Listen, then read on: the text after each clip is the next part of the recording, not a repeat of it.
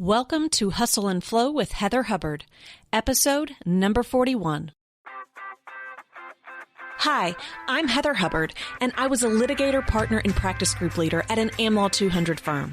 I know what it takes to rise to the top. I also know all too well the toll it can take on your personal life. So how do you shine bright without burning out? How do you embrace your ambition without selling your soul?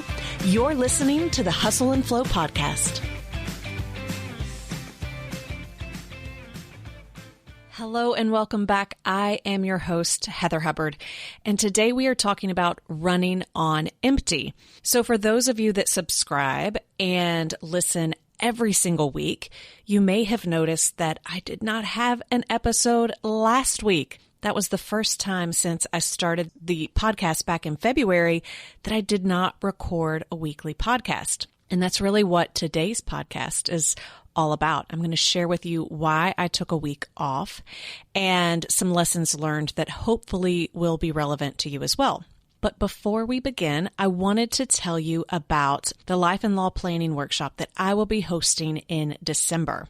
If you recall from episode 33 with time management guru Cindy Sullivan, she has an assessment on helping you identify your strengths and weaknesses in relation to time management. And for me, I score perfect on setting goals and mapping out goals and strategies to actually accomplish what you're trying to achieve. So that is my zone of genius.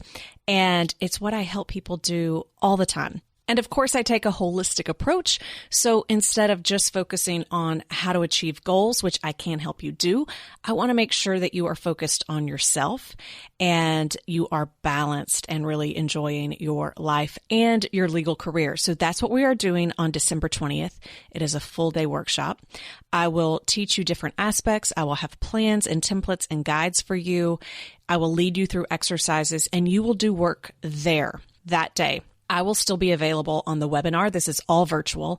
So you can ask questions if you're stuck, if you're having an issue either related to the exercises or you just need some quick strategy or advice. I will be there on the webinar available, even when we're taking the breaks for you to implement and work on your plan.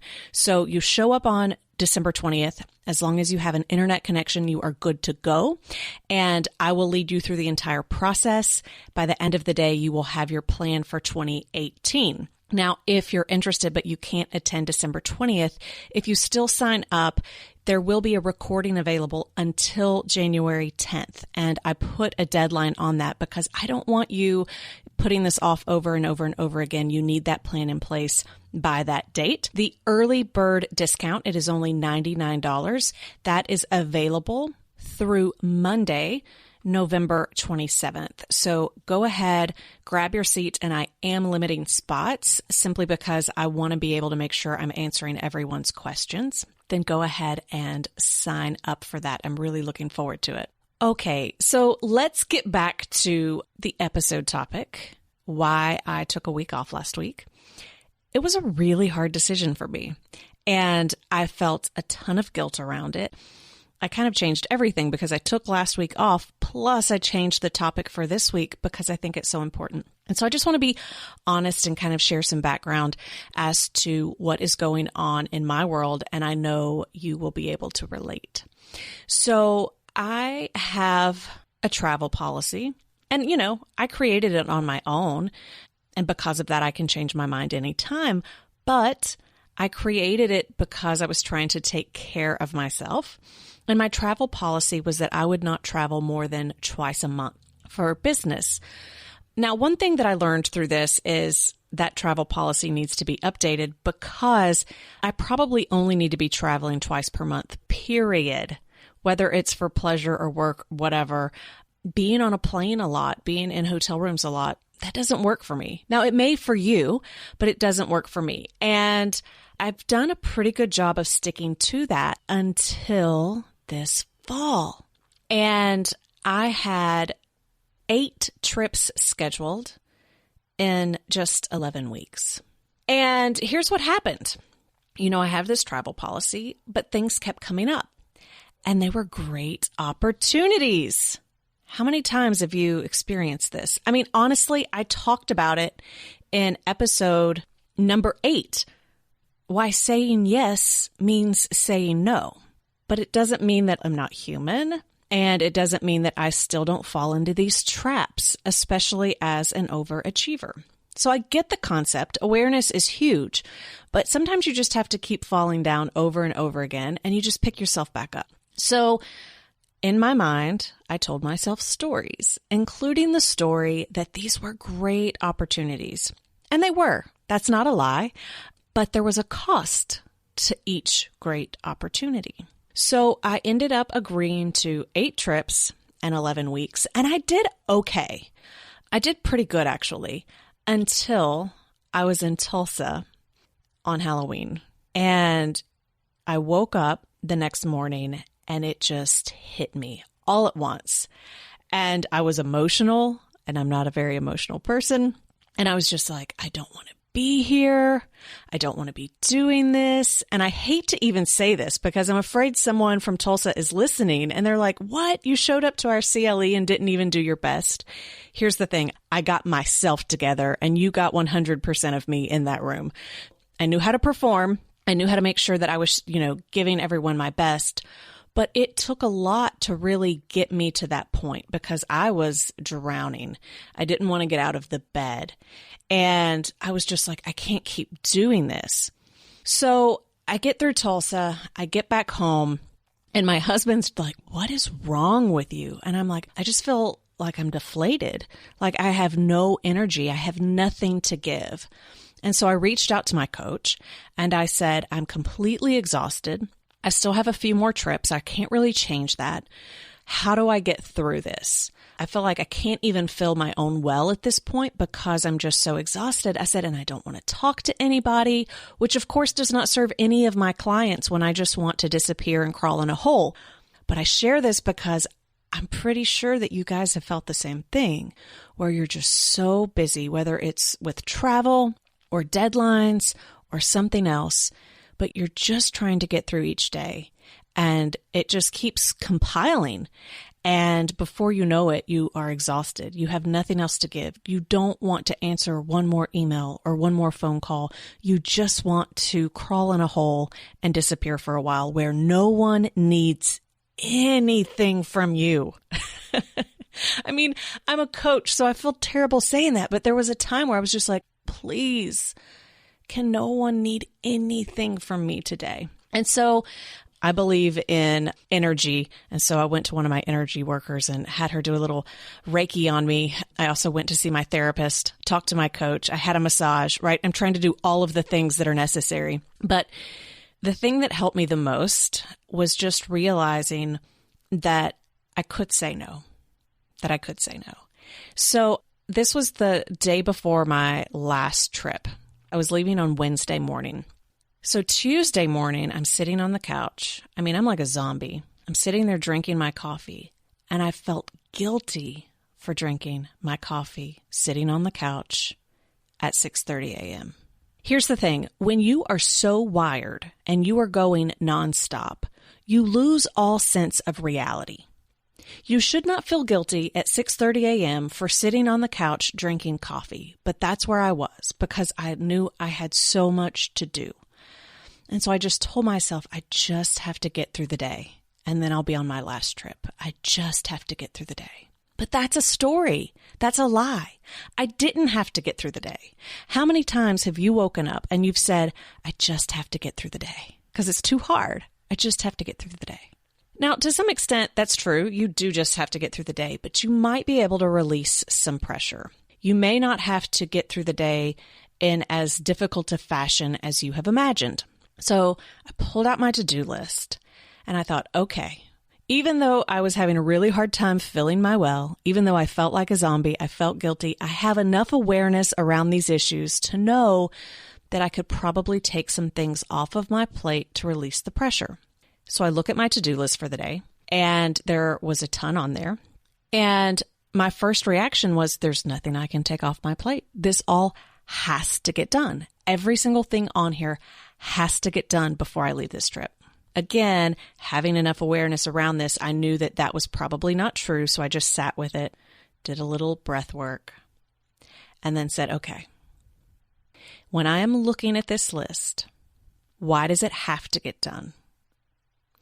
And when I looked at it from that framework, the truth was the only thing that had to get done was to pack for my trip. And even that I could have done the next morning.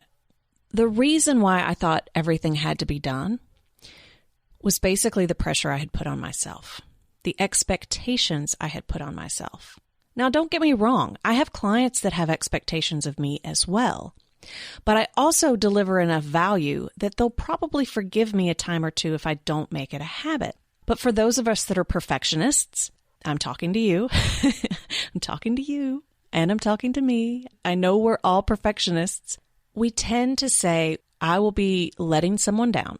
I will be dropping a commitment, right? How many times do you hear others say, or do you even say, if you are not a person of your word, then you have no integrity? I mean, I've committed to doing a weekly podcast. So if I don't deliver the weekly podcast, I'm not a woman of my word and I have no integrity. Now, that is not true, but that is the story that the perfectionist in me tells myself. That suddenly I am a failure, or I am a liar, or I am not doing what people expect of me if I take care of myself. So I went through this list, and on every single one, I could ask a client to reschedule. I could ask certain things of people, but I don't want to ask for help, right? I feel guilty for asking for help. And I feel, again, like I'm some type of failure for not following through on my commitments.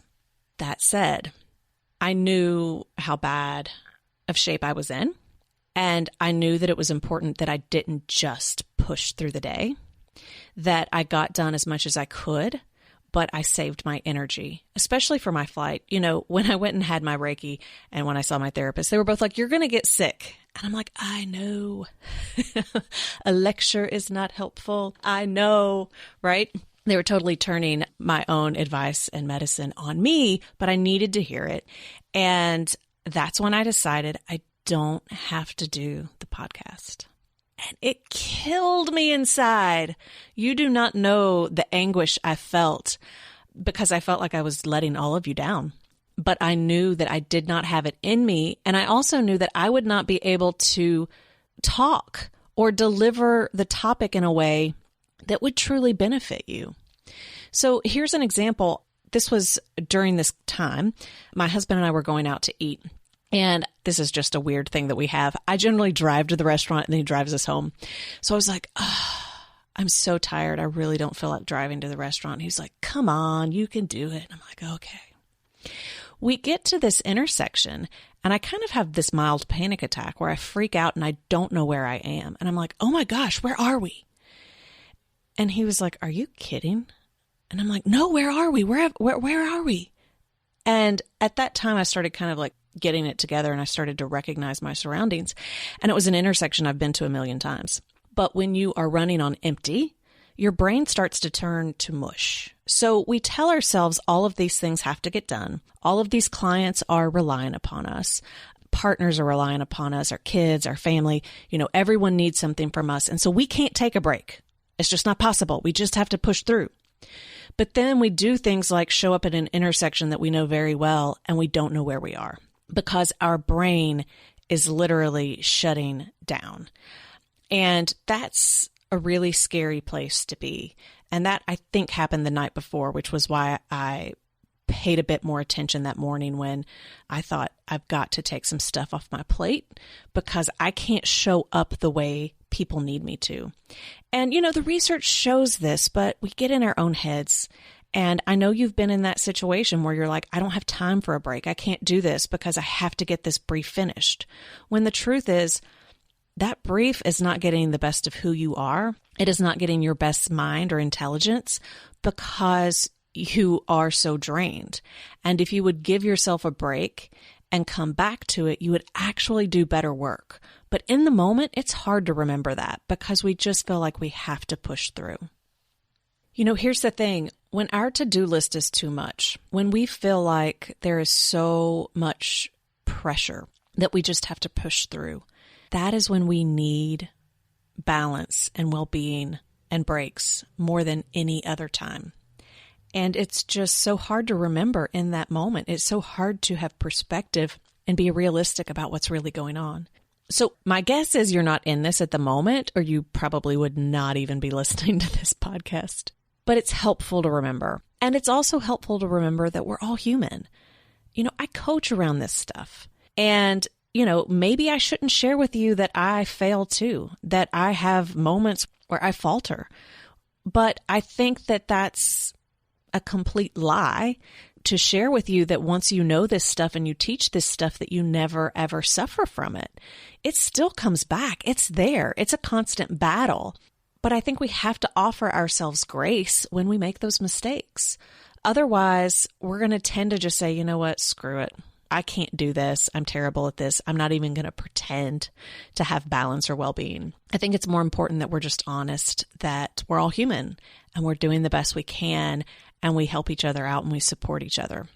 So during this time, I was also working on a really large, we'll say it was a non-billable project.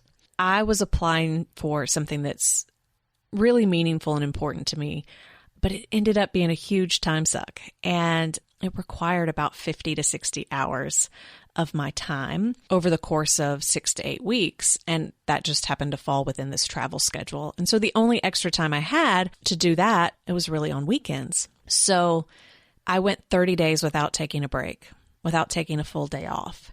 And I tell some people that, and they're like, that is crazy. You have lost your mind. But I know a lot of attorneys work every single day.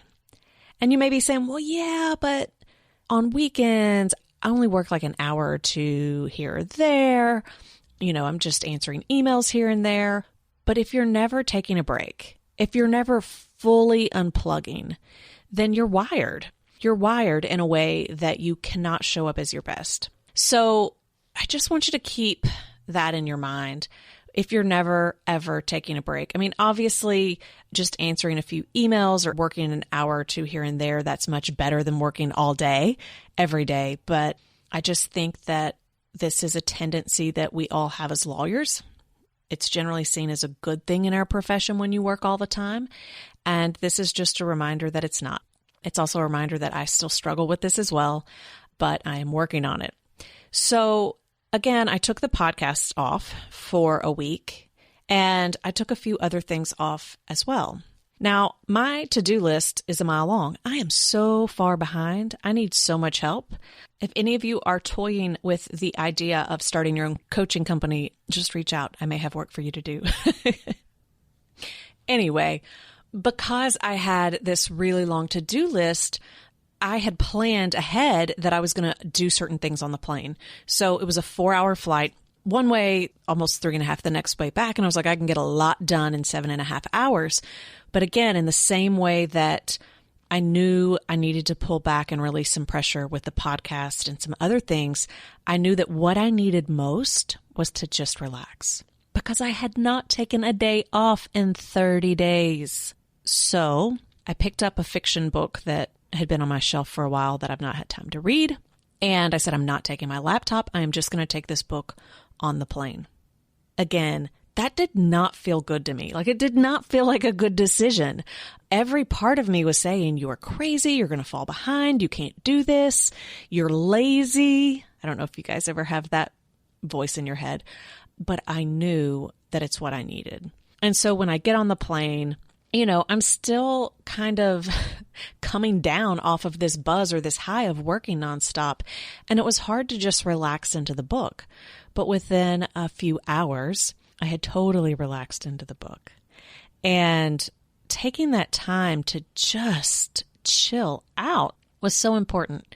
And so then when I landed before my first meeting, I went and had a massage. And just doing those small things can really help you reset. I kind of have a go-to list of what I need to do to relax and reset. And that includes like Reiki, therapy, coaching, massages, reading fiction. So for me, to truly relax, it has to be reading fiction. I can read a lot of nonfiction and self-help books, but the truth is my brain is overstimulated when I read those. So for me, I know it has to be fiction. Know what your go-tos are, that when you get in over your head, when you're overextended, when you know that you need to take a break, that it's just there. And that's part of what awareness is all about. Once you're aware, even though you don't get things perfect, and even though you're going to make mistakes, you know where to turn and what to do to bring yourself back. So 1, I just wanted you to know if you struggle with this, you're not alone. 2, if your to-do list is a mile long, if you see no end in sight, know that you can say no to things, and that oftentimes what we say has to get done is just not even true.